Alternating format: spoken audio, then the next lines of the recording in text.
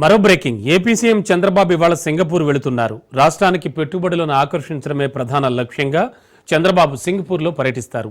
ఇక ఇవాల్టి నుంచి 6 రోజుల పాటు సీఎం బృందం అక్కడే ఉంటుంది.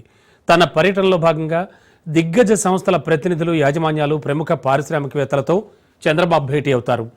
కూటమి ప్రభుత్వం ఏర్పడ్డ తర్వాత పెట్టుబడుల ఆకర్షణకు మొదటగా దావోస్ వెళ్లారు. ఇక రెండో విదేశీ పర్యటనగా సింగపూర్కు సీఎం వెళ్తున్నారు. బ్రాండ్ ఏపీ ప్రమోషన్తో పాటు రాష్ట్రానికి పెట్టుబడులు సాధించాలన్న లక్ష్యంతో ఈ పర్యటన సాగుతుంది. రాష్ట్ర ప్రభుత్వం తీసుకొచ్చిన నూతన పారిశ్రామిక పాలసీలు, స్పీడ్ ఆఫ్ డూయింగ్ బిజినెస్ విధానాలను వివరించి పెట్టుబడిదారులను రాష్ట్రానికి ఆహ్వానిస్తారాయన.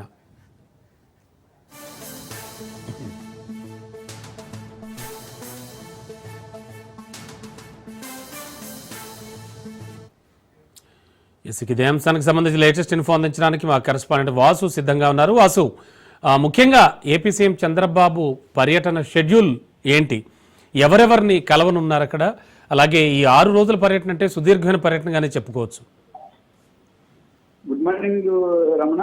ఏపీ సీఎం చంద్రబాబు నాయుడు నేడు 7 గంటలకు కూడా సింగపూర్ బయలుదేరి వెళ్ళున్నారు. అట్లాగే సింగపూర్ లో అత్యధికంగా ఐటీ కంపెనీల యజమానులతోనూ ఐటీ హబ్ ప్రధానంగా మనకి ఏపీ ఏదైతే గతంలోనే పొందుతున్నారు, దానికి ఒక ఎంఓఏ పొందుతున్నారు.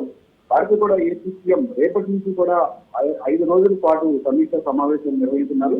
ఆంధ్రప్రదేశ్ ని అభివృద్ధి పదంలో నడిపించేందుకు, ఆంధ్రప్రదేశ్ ని ఐటీ హబ్ మార్చేందుకు, దాని ద్వారా పలు రకాలైన ఉద్యోగాలు అంటే స్కిల్లు, అన్స్కిల్లు, అలాగే ఏదైనా ఒక ఇతర కాంపోనెంట్స్ కానీ తయారు చేసే పరిశ్రమలు కూడా భారీగా ఇక్కడ నెలకొల్చేందుకు ప్రత్యేక ప్రణాళిక రచించడం కూడా జరిగింది.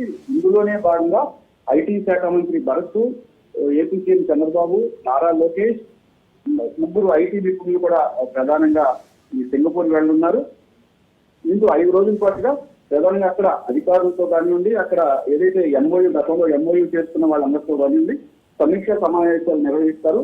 వాళ్ళందరికీ కూడా గతంలో ఉన్న ఇబ్బందులను, గతంలో వాళ్ళు ఎదుర్కొన్న అనుభవాన్ని దృష్టిలో పెట్టుకొని మొత్తం అందరికీ కూడా ఒక భరోసా, హామీ అయితే కల్పించనున్నారు.